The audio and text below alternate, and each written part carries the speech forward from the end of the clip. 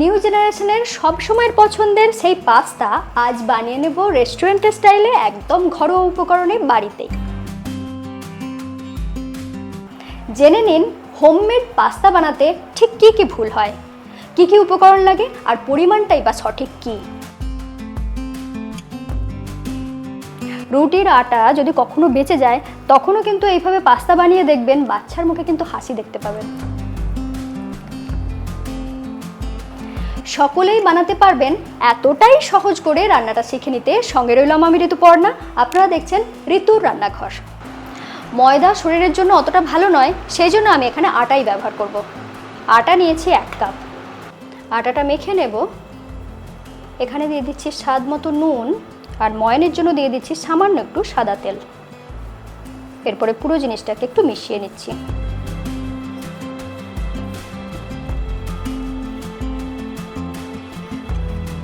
এরপরে নর্মাল টেম্পারেচারে থাকা জল দিয়ে এটাকে মেখে দেব।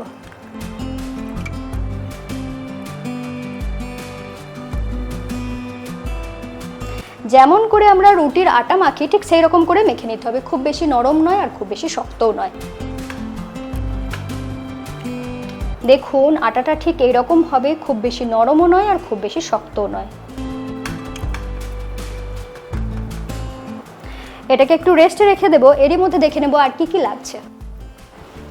পাস্তা হেলদি হওয়ার সাথে সাথে টেস্টটাও বাড়বে যদি এতে কিছু সবজি ব্যবহার করা হয়। তার জন্য আমি এখানে নিয়েছি কিছুটা পেঁয়াজ কুচি, লাগছে কিছুটা ক্যাপসিকাম কুচি, একটা মিডিয়াম সাইজের টমেটোকে এইভাবে ছোট করে কুচি করে নিয়েছি, সাথে নিয়েছি কিছুটা সুইট কর্ন। সুইট কর্ন যদি না থাকে তাহলে এটা নাও ব্যবহার করতে পারেন। লাগছে 1 টেবিল চামচের মতন রসুন কুচি আর নিয়েছি কিছুটা কাঁচা লঙ্কা কুচি। পাস্তাটা বানানোর আগে আমি এখানে কিছুটা জল গরম হওয়ার জন্য বসিয়ে দিচ্ছি।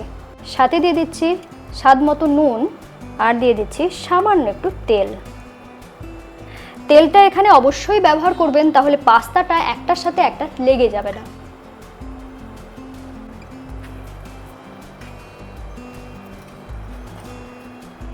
এটাকে 3টে টুকরো করে নিয়েছি, এরপর একটা লেচি করে নিচ্ছি।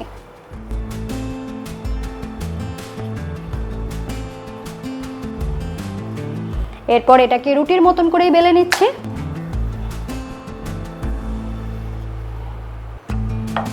দেখুন এরকম পাতলা করে বেলে নিয়েছি।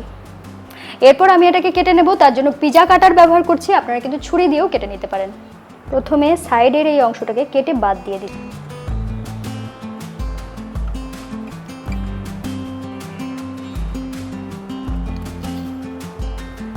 এরপর এইভাবে একটু বড় রেখে এটাকে কেটে নিচ্ছি। দেখুন মোটামুটি 4 সেন্টিমিটার চওড়া রেখে একটা টুকরোকে কেটে নিয়েছি। এরপরে এটাকে এইভাবে কেটে নিচ্ছি। দেখুন এইভাবে প্রত্যেকটাকে কেটে নিয়েছি। এরপরে পাস্তার ডিজাইনটা কিভাবে বানাবো সেটা দেখিয়ে দিচ্ছি। দেখুন এইভাবে টুকরোটা নিলাম, নেওয়ার পরে এইভাবে একটার সাথে আর একটার মুখ জুড়ে দিলাম। এরপরে এই যে অপোজিট সাইডটা এইভাবে ধরে নিলাম, নেওয়ার পরে দেখুন উল্টো সাইডটাকে এইভাবে লক করে দিলাম। দেখুন কত সুন্দর একটা ডিজাইন তৈরি হয়ে গেল।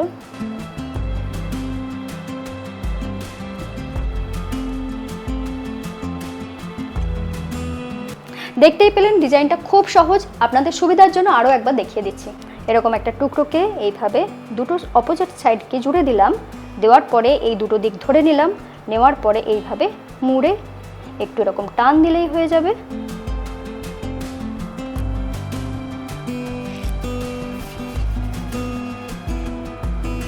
দেখুন এইভাবে সবকটা পাস্তাই বানিয়ে নিয়েছে।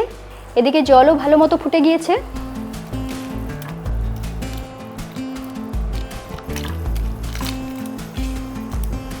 এই সময় চামচ দিয়ে নাড়ার দরকার নেই, এইভাবে একটু নাড়াচাড়া করে দেবেন।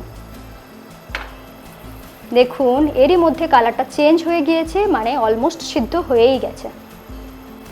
খুব বেশি সময় লাগে না, মাত্র 2 থেকে 3 মিনিট এইভাবে ফুটিয়ে নিলেই সিদ্ধ হয়ে যাবে।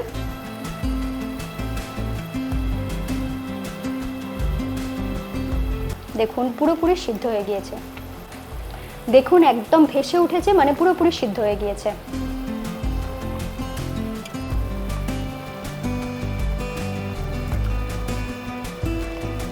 এরপরে গ্যাস অফ করে দিচ্ছি। এরপরে জলটাকে ড্রেন করে দিচ্ছি।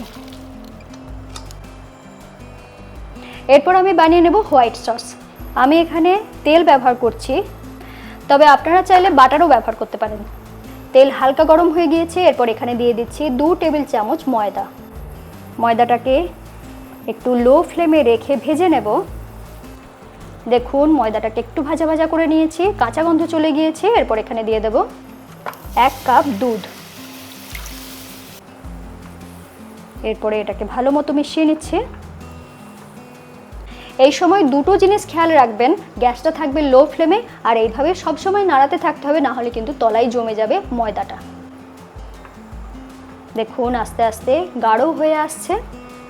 ঠিক এই পর্যন্ত গাঢ় হওয়ার পরে এখানে দিয়ে দেব পেপার চিজ বা স্লাইস চিজ।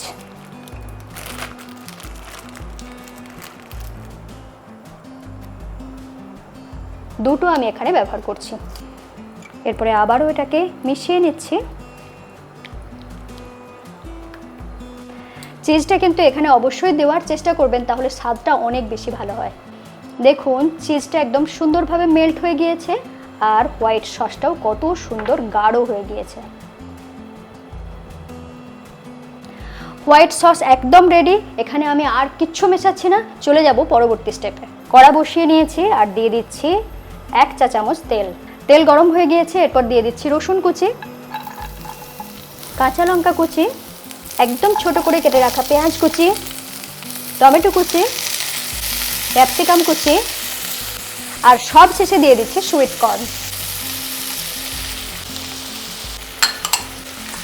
এরপর সবজিগুলোকে হালকা করে সতে করে নিতে হবে, তাহলে এটা ক্রাঞ্চি থাকবে, খাদ্যগুণটাও বজায় থাকবে আর মুখে সবজিগুলো পড়বে, খেতেও ভালো লাগবে। দেখুন আমি 2 থেকে আড়াই মিনিট মতন এইভাবে নাড়াচাড়া করে নিয়েছি, মোটামুটি নরম হয়ে গিয়েছে। এরপর এখানে দিয়ে দিচ্ছি 1/2 চা চামচের মতন গোলমরিচ গুঁড়ো। ফ্লেভারটা একটু ভালো হওয়ার জন্য এখানে ব্যবহার করছি অরিগ্যানো, 1/2 চা চামচের মতন ব্যবহার করছি। অরিগ্যানো যদি না থাকে সেক্ষেত্রে অল্টারনেটিভ জোয়ানও ব্যবহার করতে পারেন।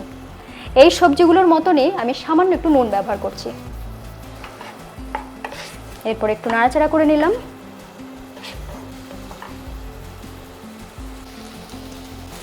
পাস্তাগুলো ইতিমধ্যে ঠান্ডাও হয়ে গিয়েছে আর বেশ ঝরঝরে হয়ে গিয়েছে দেখুন। এরপরে এখানে দিয়ে দিচ্ছি।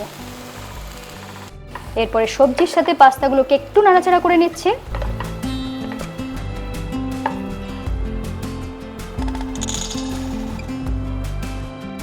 দেখুন কতটা কালারফুল লাগছে।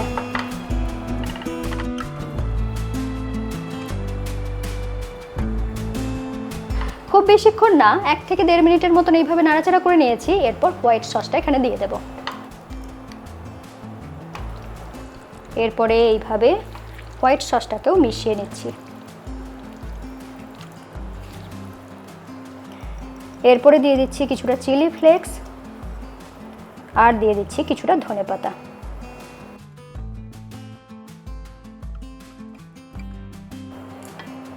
এরপরে এটাকে সার্ভ করে দিচ্ছি।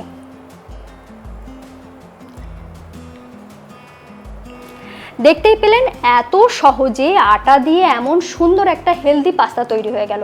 তাহলে কিসের জন্য বাজার থেকে পাস্তা, তাও আবার ময়দার পাস্তা কিনে খাবেন? রেসিপিটা কেমন লাগলো জানার অপেক্ষায় থাকবো। আর এরকম নতুন নতুন রেসিপি পেতে ঋতুর রান্নাঘরকে আজই সাবস্ক্রাইব করে নিন, বেল আইকন প্রেস করে রাখুন। সকলে খুব ভালো থাকুন, আবার দেখা হচ্ছে এরকমই নতুন রেসিপির সাথে। সত্যি বলতে কি, এটা দেখার পরে আমি কিন্তু আর নিজেকে রেজিস্ট করতে পারছি না।